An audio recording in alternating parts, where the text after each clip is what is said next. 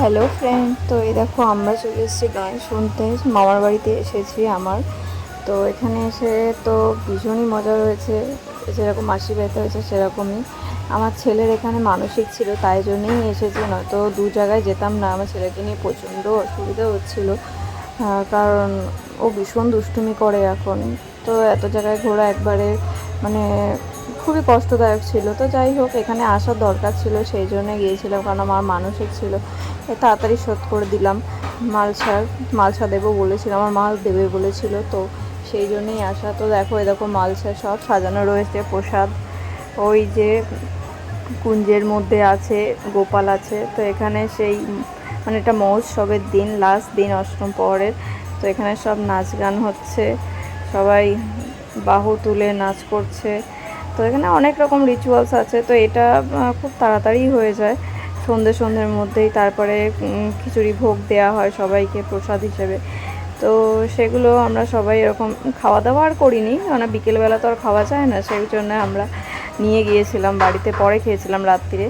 তো যাই হোক, তো এখানে মানে প্রত্যেক বছর হয় এটা। আমার একটা মামার বাড়ি বলা যায়, মানে আমার মানে এটা মেজো দাদু হবে হয়তো, সামথিং, আমি ঠিক জানি না, ভুলে গেছি। তো যাই হোক, মানে আমার দাদুরা 4 ভাই না 5 ভাই, সেই ভাইয়েরই এক ভাইয়ের বাড়ির সামনে। তো এই দেখো সবাই কত মজা করছে, ভীষণ মজা হচ্ছিলো। আমার একটা মাসি, আমার সব মাসি এসেছিলো, এবার 4টে মাসি এসেছিলো। আর এই দাদুর আর একটা আলাদা মাসি ছিল, সেও এসেছিলো, আর তার মেয়ে এসেছিলো। হ্যাঁ, তো তার সাথেও ভীষণ মজা হয়েছে। তো তো মা বাড়ি আমাদের অনেক দিন পরই আসা, আর জানি না কবে আসতে পারবো, কারণ ছেলে এখন আস্তে আস্তে বড় হচ্ছে, এরপরে স্কুল এসব শুরু হয়ে যাবে। তো অনেক দিন পরই এলাম। তো যাই হোক, ভীষণ মজা করেছি। মানে এই অষ্টম পরটায় আমরা না আগে খুব আসতাম, আমার বোন, আমরা সবাই ভীষণ মজা করতাম, সারা রাত জাগতাম।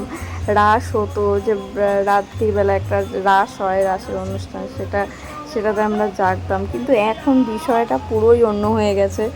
আমি তো রাত জাগতেই পারি না, মানে এবারটা কী হয়েছে, কীর্তনটাই শুনতে পারিনি, এমন হয়েছে। আমি আর আমার বৌদি গেছিলাম, তো আমাদের দুজনেরই ছেলে রয়েছে কোলে। তো ওরা এত দুষ্টুমি করছে যে আমরা কীর্তন দেখবো কি, আমরা শুধু পিছন ঘুরে ঘুরে এদিক ওদিক দৌড়াচ্ছে, আমরা সেটা দেখে যাচ্ছি। ওই দেখো, এখানে দাঁড়িয়ে দাঁড়িয়ে আমি দেখছি, আর এখানে ওই সব খুনসুটি করছে আমার সাথে। কিছুতেই, আমি যে মামার বাড়িতে এসেছি না, আমি ভেবেছিলাম যে আমি বাড়িতে ওকে একা নিয়ে থাকি, তো আমি একটু রিল্যাক্সের জন্য আমি যাব, সবাই নেবে।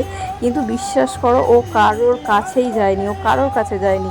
ও সব সময় মা মা, কোলে কোলে কোলে, এই একটা কথা বলে সবাই ওকে করতো, বলে যে এত সুন্দর করে বলে কোলে কোলে, ও শুধু আমার কোলে উঠবে, আর একটু একটু সময় দিদার কাছে যাবে।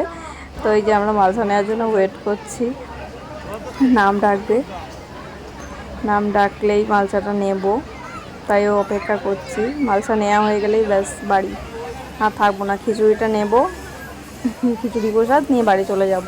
খুব কষ্ট হচ্ছে, আমরা তার আগেও একটা জায়গায় ঘুরে এসেছি। তো দেখো তোমরা, আমি প্রসাদ নেব।